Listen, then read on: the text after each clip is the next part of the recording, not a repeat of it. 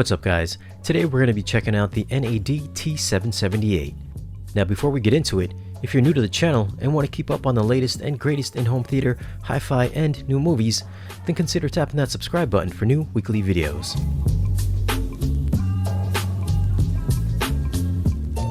Inside we get the accessories box containing 2 power cords, foreign and domestic,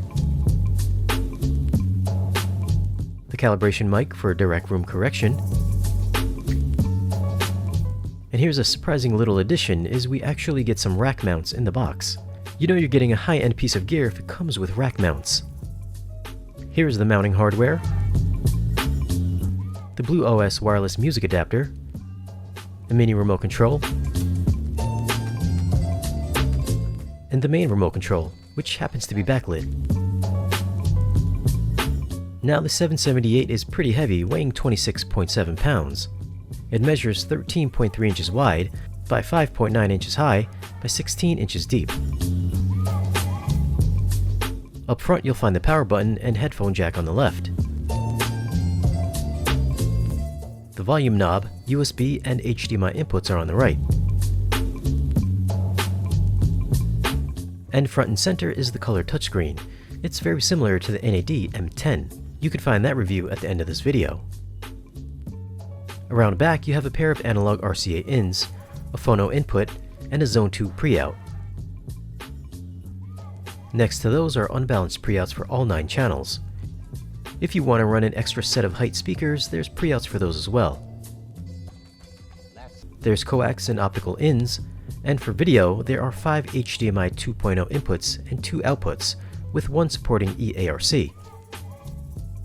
Keep in mind, only HDMI out 1 can pass 4K HDR, HDMI out 2 can only do 1080p. There's USB and LAN inputs underneath that, and your speaker binding posts. Now this receiver has what they call MDC, or Modular Design Construction. That's why there's an empty space here. If there was an upgrade to add additional channels or to upgrade your HDMI board, all you'd have to do is unscrew this and pop in the new module. It's kind of like adding a sound card to a PC. So if you pick this up, there is a level of future-proof ability. I wish more receivers and processors had this feature.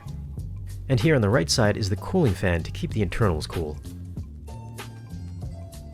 The T778 is powered by HyperX Class D modules. It's a 9-channel receiver rated at 85 watts with all channels driven. Now this is an all channels driven rating, as opposed to other manufacturers who will give you a higher rating based on 1 or maybe 2 channels driven. So kudos to NAD for supplying the all channels output rating. It of course supports Dolby Atmos and DTSX, and has support for high-res audio through Blue OS. There's also one of the best room correction solutions on board with Dirac Live. At the time of this video, the T778 retails for $3,000, and from the looks of it, it might just be a contender for one of the best, if not the best receiver to come out this year.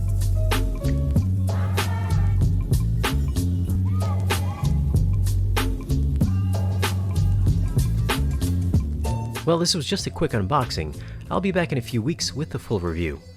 As always guys, thanks for watching. Be sure to give this video a like if you found it useful, and tap the subscribe button if you haven't already. And we'll see you guys again in the next one.